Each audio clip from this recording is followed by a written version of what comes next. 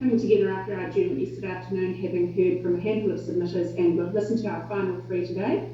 But I will pass over to Graham Pollard just to do a brief introduction, and then we'll move on. Thank you, Graham. Okay, thank you, Chair. Yes, we're reconvening and continuing with the hearings of submissions on the annual plan 2020-21. We have three presentations this morning. These are all concerned with community funding. We're beginning with Harriet Dixon and Robin Parker from the Cambridge Community House Trust. It seems that there's been a concerted effort by the Trust Board to make sure that you're fully aware of services that they provide and put their requests in front of you. So as you'll have seen, there's been a number of submissions from the board and supporting organisations. We've got Julie Epps, who many of you will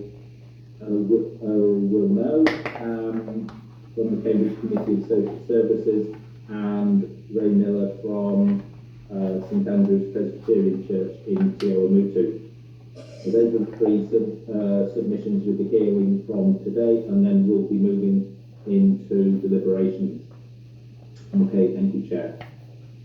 Chair, may I interrupt just for a moment? Sorry. Yes, yesterday, I believe that even though we're not hearing the submission from the Cambridge Museum Trust and the Cambridge Heritage Society, both which are linked to the museum, but I should have expressed a conflict of interest with one of the submissions, which, although we're not hearing from, is still within the overall annual plan submission. So I'd like to register that conflict of interest now, if I may. Yeah, look, thank you for that, Roger. I was going to raise it before we entered deliberations, but thank you for raising it now. Through the chair also, can I just, same as Roger, but I'm not directly linked, I still do chair the Tribal Trust Board, so same for myself, thank you. Okay, thank you. Thanks for that, Mike, and I take it we can note those. Thank you, Jenny. I was going to raise it before, but as I say, we entered deliberations, but now is as good a time as any. Thanks very much. Now, as Graham mentioned, we have Harriet with us. So, Harriet, if you'd like to commence your submission immediately. Thank you. Thanks. Really lovely to see you all. I think I've met most of you possibly over the last 18 months as I've been General Manager of Cambridge Community House. I think most of you know the organisation within Cambridge, which has been running since 1985 and the main service in Cambridge providing family and social services for the area. We've been really creating a hub for anybody who can come in, even off the street. We take walk-ins who are in need. So people can come to the house for support. There's no judgment here, and really we just provide that full wraparound service for people. So our aim is to walk alongside people and families to make sure that they meet their goals and enable them to get back in control of their lives. And we provide many services here, as I'm sure you're aware. We have, in my submission, to outline all the different services that we provide for free for the families of Cambridge. Something that I probably didn't mention is that we work with a lot of homeless people. Even during lockdown, I had a couple of one couple and one older gentleman who were homeless during this time, one living in a tent and one just sleeping on the park bench. So, those are the types of things that we're helping with in Cambridge too, to make sure that there aren't people sleeping on the streets of Cambridge. We don't have a homeless problem because we're helping those people.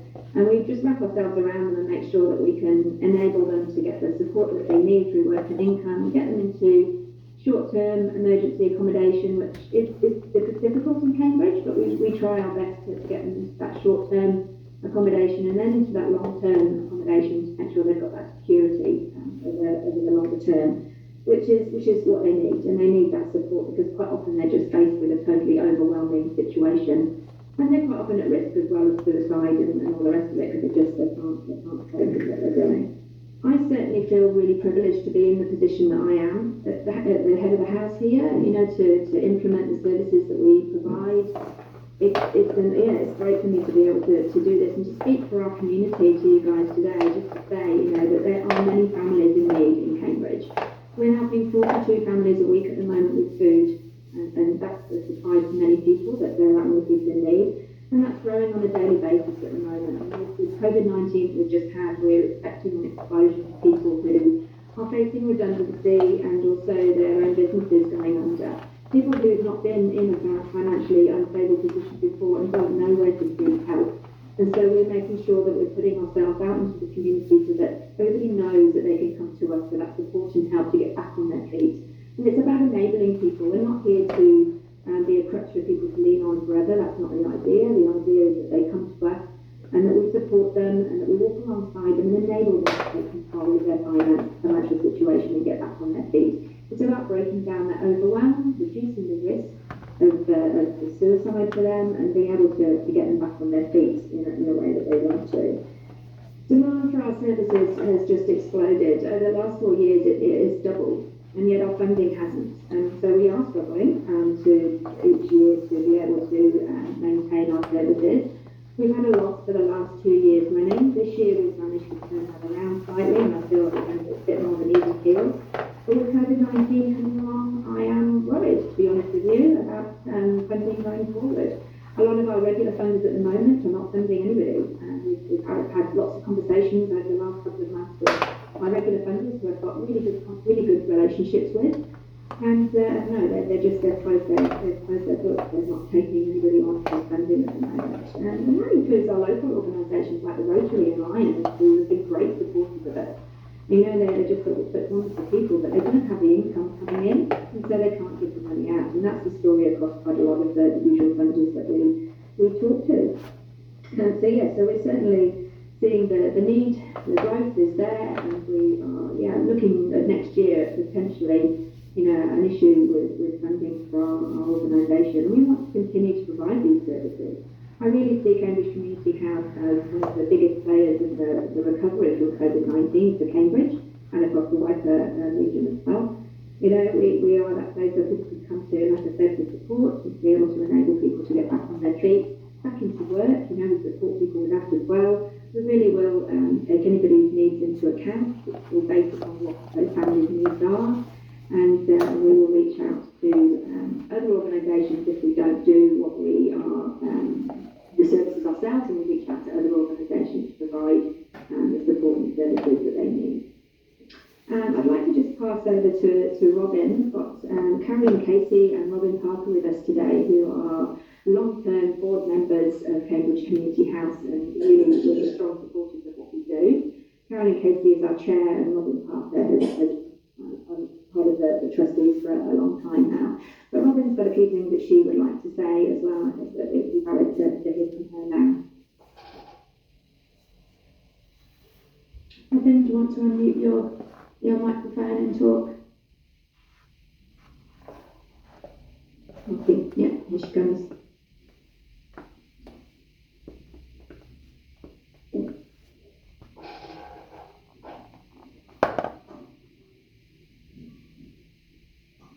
Gone back, that's better. We'll say it's gone back on me. Are you able to hear me? Yes. Can you hear me? Yeah. Yes. You can. Good morning. My name's Robin Parker and Caroline Casey, don't ask.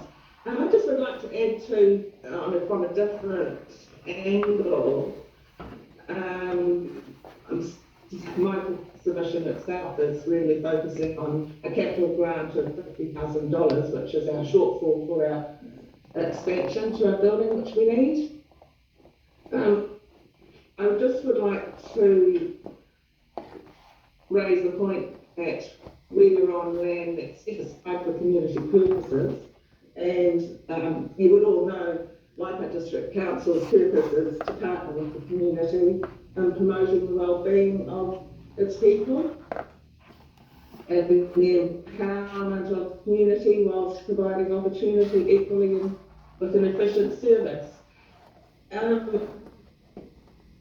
So I would like the council to include in the rationale for granting capital funding applied in the past.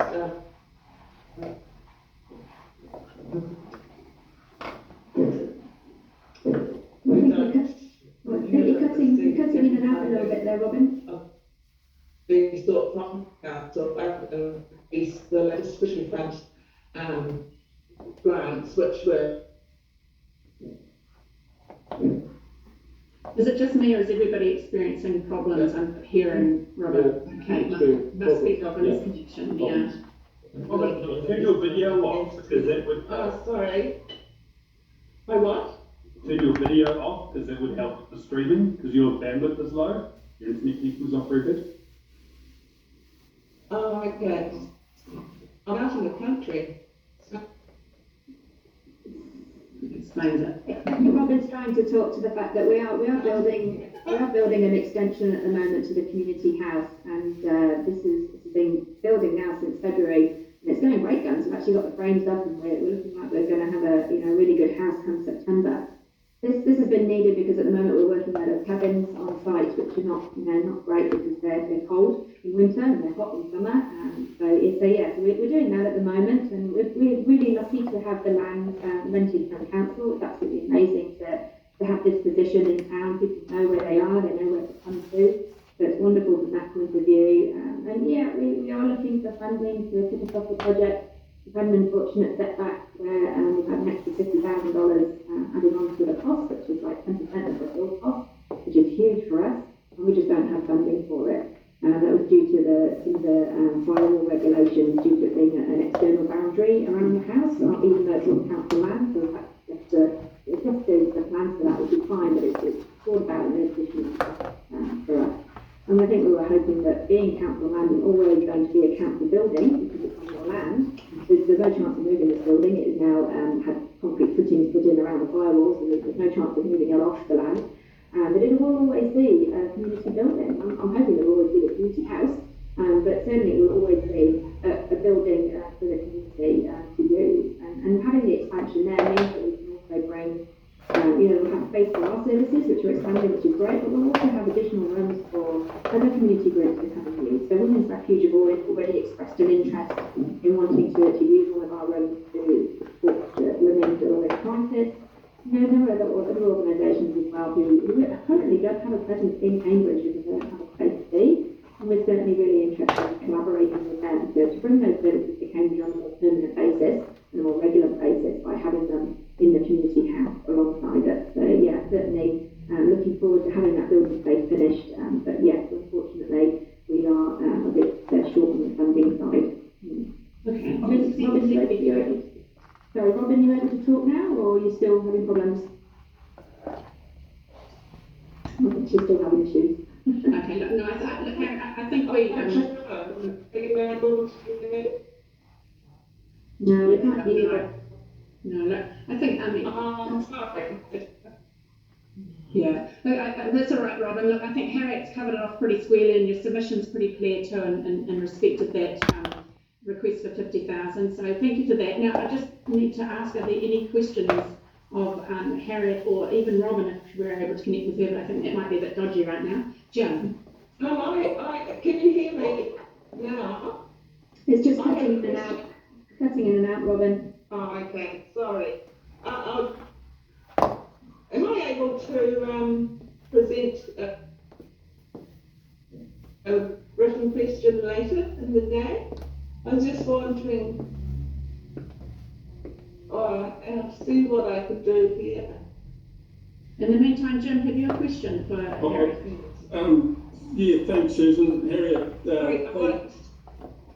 thanks for all the work that you're doing. And look, it's not really a question, it's just in terms of council's point of view, I know the facilities that you're working out of, and absolutely you need the additional space. And look, it's a huge task that you've got, and unfortunately growing with the COVID situation. So look, I totally support what you're doing. And look, from a Cambridge perspective and the wider district, we're really short on social services. Central government seem to just run a blanket ruler over the whole Waipā district and say we've got a low socio-deprivation index, therefore we don't need any help. So the only way we're going to do this is if council gets in behind you. So look, thanks for all your work, and we'll consider this along with everything else. Yeah, thanks. Thanks, Jim. Thanks, Jim. Now, Roger, did you have a question or a comment? Yeah, I have a question. But first of all, I'd just like to support the work that you do. You're actually on the ground there and you're making a difference in Cambridge. So thank you very much for the services that you provide to our community.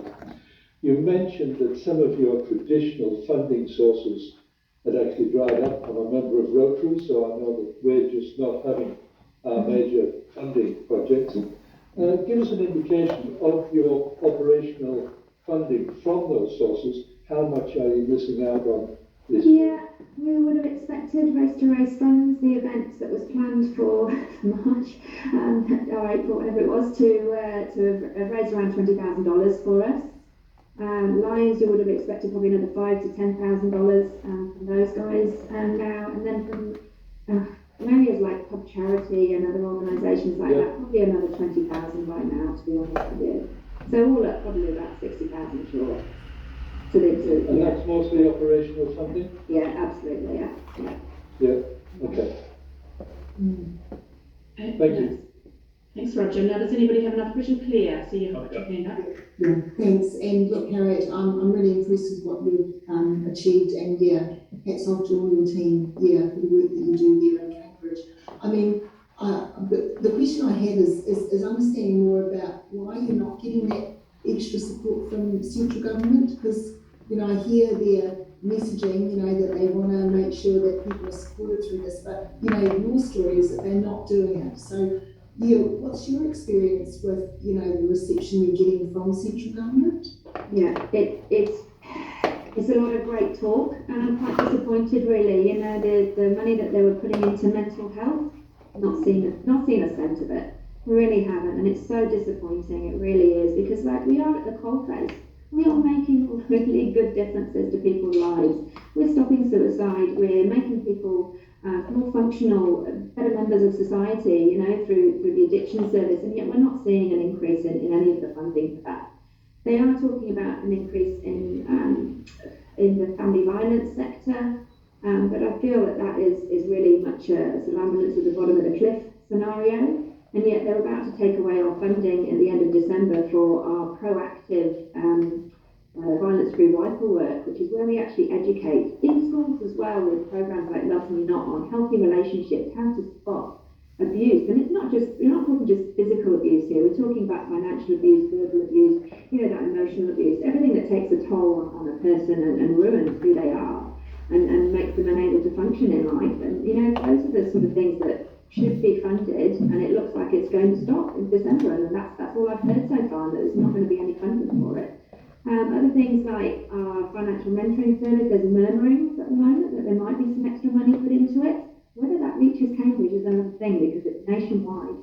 I have to say, in this region, we are a little bit thought of as, we've got enough money in our community to support what we're doing, and we don't need government support, and yet I don't see it as that. I see a community just like any other, with extreme needs, just like any other. It's just unfortunate that, we've got a wonderful image, which is great for the town, don't get me wrong. From a funding perspective, I kind of get up against that a lot with barriers, facing the fact that people think we're an affluent town. Okay. Marcus, did you have a question there? You're muted. I've got a couple of questions. First off, do you do combined work with Kāinga Araha to share resources amongst Waipā with Te Amuru and Cambridge communities? Yeah, absolutely, yes we do. We work really closely with Kane and his team over there. Yes we do. We have regular meetings, because it's really important. Our community should have the choice as well, whether they work in one community and live in another. They should have the choice of where they go and seek help from. What's most convenient for them. So yes, absolutely. Yeah, we're working really closely with all of the social services across the wider region, even O'Donnell as well. We work closely with Devon and the team over there.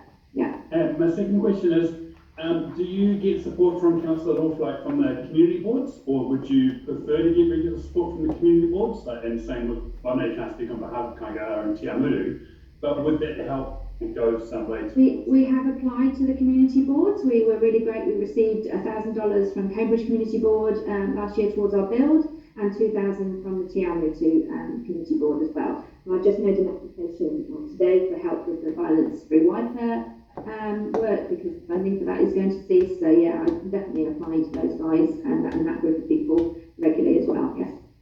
So, but what about for operating costs, the operating expenses for your businesses? Like, if you got a regular amount from our community boards, would that go some way in helping you in the future? I don't mind where the funding comes from. I really don't mind where the funding comes from. If we get the funding from our, the community board or from the council, it's wonderful. Yeah.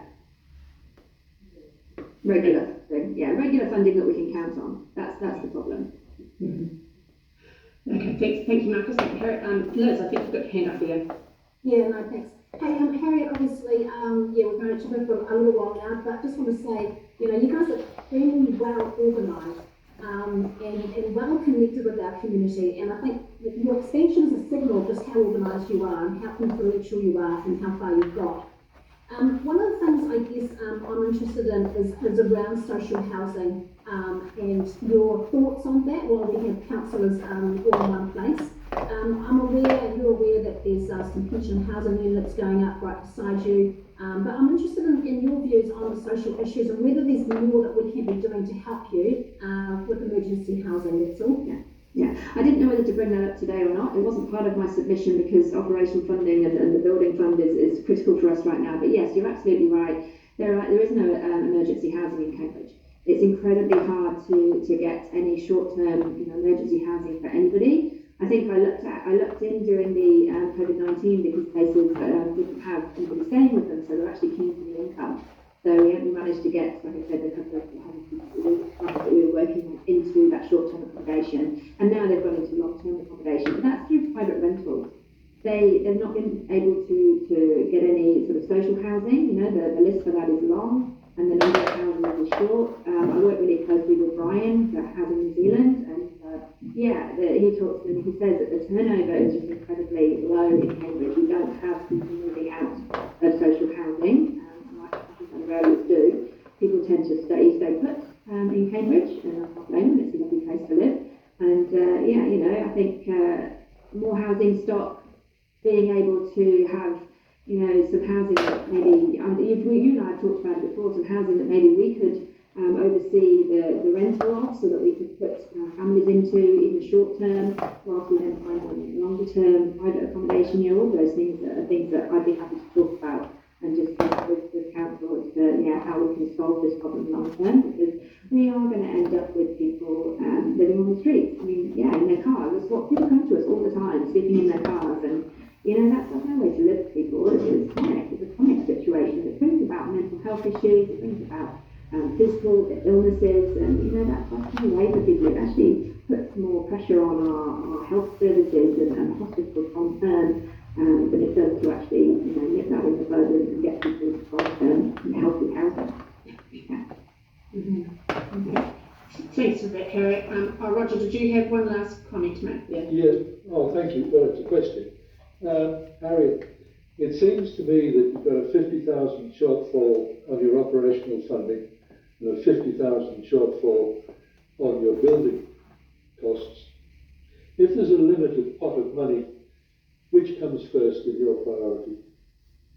I think right now... Sorry to ask that. No, you're absolutely right. And I think right now we have to get that building done. We absolutely have to get that building finished. It's due to be finished in September. The builders that we're working with are really keen to get on with it. They've made fantastic progress, even with the 7 weeks that we've lost through COVID-19. They've actually made up time over the last couple of weeks. It's absolutely amazing the progress that they're making there. And he's a really socially conscious guy as well. He's a builder who we're working with, Kit Markin, Josh Jennings with Kit Markin. And so he's really helping us, and he's kept that cost down. He's donated, I think, $8,000 worth of his time and his team's time over this period to find a solution to that problem that we came across. But the outcome from it is a $51,000 bill. that we need to and I would really like to see that done so that we can actually move forward and have the space to expand our services into. I think that's actually paramount right now.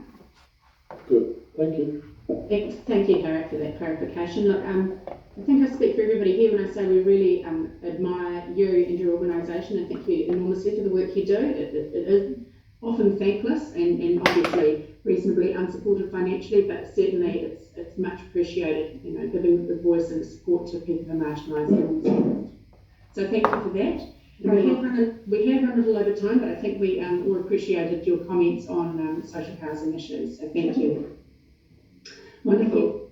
Thanks very much. And I think we move now on then to our next submitter, which is Julie X from the Cambridge Committee of Social Services. And I'm sure she doesn't mind being slightly late on account of Harriet's issues to raise with us. So welcome, Julie, and please take it away. Hi, it's lovely to be here and to see everybody. Lockdown seems to have been a long time, and yeah, it's nice to see people's faces. So thank you for this opportunity today to speak to this submission. So I'm here on behalf of Cambridge's Social Services Committee to support the Community Houses submission. So there's three things I wanted to add and, on top of what we put into our written submission. The first one is something I noticed, which was there was a large number of other submitters who have also written in support of the community house, and I mean that's great. That shows that there is this support for this wonderful organisation. We wrote the submission because we all know how important the community house is for the people of Cambridge from the experience of our committee. We've worked with Harriet and her team, and we know how hard they work, providing wraparound services for our town. They're good at what they do, and they get things done. My second point is that the community house is a real hub for the community, so people can go there. It's non-judgmental, they can walk in the door, they receive these services. It's a real hub. We're lucky to have it, and we need this hub to be strong for our community. As a hub, they're also very inclusive of other social services groups or our organisations. Where as a committee of the social services, we're able to use the meeting room for our meeting, and other groups are as well. So it is a real hub. My third point is with COVID-19, it really hits home how important the community house is to our community. What we've observed is the community house is pivotal. They were pivotal during COVID. So on the front line, providing assistance to those in need. They did a huge amount of work, and a lot of it would have been unseen, doing food parcels, providing household items, organising emergency accommodation for people, and all on top of their normal services, doing the counselling, education, family violence support, the money mentoring. It's also important, and it all had to go on, although they did it out of their home offices and bedrooms and lounges. They worked in with other organisations during COVID, so the Salvation Army Food Bank, Coevolution, Food Together, the Cambridge Lions, who set up their food caravan with hot food, which is just amazing for our community. Also working with Civil Defence, and I know that they reached out on social media to our community who also donated lots of stuff that was needed and as it was needed. So we've got a lot to be proud of. They were really busy. I'm not sure when Harriet found any time to sleep. So with the predicted hardship from COVID, social services and the community houses social services they provide, they're going to be in higher demand now. And it's got personal. We all know of people who have already lost their jobs due to COVID, and it's affecting each and every one of us. It could be someone in our family, a friend, a neighbour. It's affecting everyone. These hardships are going to create extra pressures in families, whether it's financial, emotional or social, And without help for these families, there's also the potential for adverse flow-on effects in our community if behaviours spill over into the wider community. People are going to need help getting back on their feet, and the community house is vital for it. I think Harriet's got one of the toughest jobs in town, and it just got tougher. So in summary, from the Social Services Committee, what we're asking Council to consider is to help resource a community house to succeed, help them to do their job of helping others for the benefit of the individuals, their families, and for all our community. So thank you for your time today. Thank you very much, Julie. That was a really well presented submission. I really appreciate it. Can I call for any questions or comments of Julie? Hazel. Yes, thanks, Susan. Harriet, lovely to meet you, and I've been listening intently to what you've had to say, and the same for Robin. What background have you got? What professional background have you got that actually we know that this is safe guidance that you're giving to everybody, and where's the point? What do you do at a point when you think, hey, this is not for us, this needs to go to a particular service, and do you refer on? Yeah. And I'm thinking this to some other positions that you know, that we work in. So yes, that's where I'd like to know a bit more about this. All of our team, sorry Hazel, all of our team are really well trained. The fact that we have a free service doesn't mean that we have people who are just volunteers and not well, we do have some volunteers obviously, but it doesn't mean they're not qualified. Doesn't mean that they're not members of bodies that mean that their work is scrutinised, and they have peer supervision as well to make sure that their work is tipped off. So we have our counsellors who are members of the New Zealand Counselling Association. They're all members of that. We have our alcohol and drug counsellor who's a DAPAN registered member. You know, and to be members of those organisations, yeah, your work is scrutinised and you have to be a tip top, you know, in your profession. And they are all really well professionally, well trained. And they have ongoing training as well. And that's another additional cost for us as well. We have their membership cost each year, and we have their training cost each year, which, you know, they can do to make sure they keep up with the latest therapies, latest trends, etc. in care for people. Our financial mentors go through a rigorous set of training, which is over 7 weeks, and they get through the FinCap organisation, which is funded by MSD, Ministry of Social Development, and financial capability, FinCap, and they have rigorous training again, and they also have supervision before they're allowed to see clients by themselves, and they have ongoing peer supervision. So we have a team leader who is extremely experienced in financial management, doing it for years and years. Lucy herself has done some training and still goes on regular training courses, and she oversees what they do as a step-by-step basis. We have our own policies and procedures which make sure that we are kept safe, and also that our clients are kept safe. We're all police vetted, even volunteers in our organisation are police vetted to make sure that everybody's kept safe, and that, you know, each other is safe. We're all really well trained, it's just because it's a free service, I think a lot of people probably have that perception that it's a free service, but therefore people just, you know, maybe give their time and are not well qualified, but to have the work that we do, everybody has to be really well qualified and have that supervision, like I said, and checking to make sure that their work is top. Yeah. Great. Thank you for that clarification, Harriet. Yes, thank you. Does anybody else have any questions for Julie at all? Liz? Yes.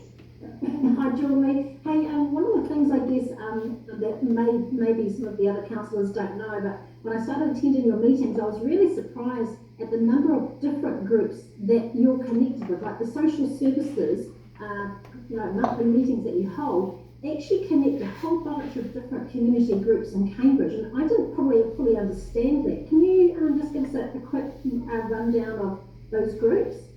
Yep. So basically it is anybody who is involved in the social services. So the community house, it's the Cambridge Food Bank, which is run by the Salvation Army. It's the churches, the individual churches. It's the Cambridge Police, WINS, Women's Refuge, the Citizens Advice Bureau, Age Concern. I've probably missed a few, the Community Board. It's Workbridge. we have a lot of members. So it's really good, and because by coming together, we know who we can talk to. We can ask questions at the meeting, but we also can make those connections that help the community. It's a great group, and any councillors would be welcome to come along to the meetings at all if you're interested at all to see what we do, or if you'd like to see our minutes, you'd be welcome to as well. Yeah, we meet monthly, and it's advocating, helping, supporting our social services in Cambridge. Wonderful. Thanks for that clarification, Julie. A very broad collective of people there, and obviously it produces results. Roger, do you have a question? No, just a final statement. I think the comment has been that the provision of social services is a national central government issue. But the point is, if they don't do it, do we stand back and just let our community suffer because they're not doing it? So I really think we need to look seriously. Thank you, Roger. Thank you. Mike, one last comment or question from you. Yeah, thanks for that, Susan. Yeah, I guess just with the changing times, I know a lot of businesses and organisations in this community put their money towards sort of pet projects or clubs and that sort of thing, and have done that traditionally. But some of the ones I've been thinking about have been thinking differently, and rather than giving to some of the organisations that have been given to in the past, are thinking more of a social conscience. So it's just really good, Harriet, to hear this, and Robin. Maybe for some of us to go back to some of these people that are starting to think differently, and there'd be no better place in town for these organisations or businesses to maybe come and have a chat with you. So I think probably each of us knows someone who we could go and get to knock on the door. Thank you. Great. Look, thank you for that, and I hate to feel like I'm hurrying everybody on, but I'm just mindful of our time constraints. So thank you, Harriet, Robin, and Julie, all for your time and commitment to getting a submission, or a number of submissions before us today in respect of the Cambridge Community House and the associated services. It's been really impressive to hear the work that you do, and it's sad also to say that we actually have such a need out there, but wonderful to know that there are great people such as yourselves out there rising to the occasion. So many thanks, and we'll just move on now to our final submitter for the day, Raymond. Tēnā koutou, kata. Thank you for the opportunity to present in person on the housing development planned on Mutu Street by St Andrew's Church. It's a prime site on an arterial route into the town centre, an entranceway to the Te Amutu business community. This project is not about building a new church. It is multifunctional and a community-focused complex with all rooms under one roof. Before starting to design this building, we met with some members of this council, asking the questions: what does Te Amutu lack in facilities, and what would you like us to incorporate in the new building? We believe that we have listened, and as a consequence, incorporated a specific counselling room and a larger room to accommodate whānau and family counselling meetings. Also, we have elected to build a Category 3 rated building, thus strengthening community resilience by offering shelter and welfare in the event of an emergency. The construction of the complex is expected to take approximately 10 months and offers employment opportunities to local people and businesses, thus generating an economic spin-off to our local community. The project is consented and spade ready. The local businesses will be involved in the project. Facilities will allow Tiamutu to be profiled as an attractive place to visit and host a function or event generating an economic benefit to local businesses and services, bringing a positive impact on our community. The new facility will offer much greater use by being multi-purpose, be available 7 days a week and provide a commercial kitchen for both business hire and for use by community groups. We have consulted with iwi leaders and received positive support and encouragement from them. We have a strong level of support for the project from our current community group users and others who see this project as a benefit to the well-being, vibrancy and connectedness of communities in Tiamutu and the wider district. We have raised over $800,000 and your investment in this multi-purpose and community-focused project will signal to other major funders your commitment and support of the project. Tēnā koutou, tēnā koutou, tēnā koutou, katoa. Thank you. Thank you very much, Ray. Yeah, quite a significant project you've got in the making there. So well done. Have we any questions for Ray in respect of the St Andrews build or comments? Jim, you have your finger raised there. Yeah, thanks, Susan. I'm not quite sure how to do that politely, but hey, Ray, look, hey, thanks for your submission. I'm just really interested in, I suppose in some ways I'm not, it's almost the reverse of impeccable timing, trying to get this built during the COVID pandemic that's raging, but 800,000 already raised. What's the likelihood of getting just assuming for argument's sake, $1 million was forthcoming from council, there's still quite a shortfall, and we've already heard this morning that a lot of the funding agencies are just not investing at the moment. So what's the likelihood that the balance would be found? Yes, we've had very encouraging discussions with Trust Waikato and with the Lotteries Board representative for the Waikato Bay printing. One was just yesterday when we had an update with them, and yeah, from that meeting they are very interested to see what the outcome of our proposal is with the local council. So that our applications to them are $500,000 each, and that will get us over the $3 million mark.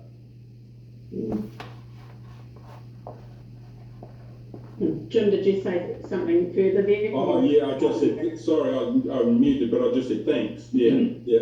Great. Look, I have a question here. Unfortunately, Portal Davies is unable to, she's having technical issues as well. She's our iwi representative, and she has a question for you, Ray. She asks, will bar facilities be provided? No. No, okay, great. I think that clears that one up for her. Thank you for that. Does anybody else have any questions? Claire, you have your hand up there.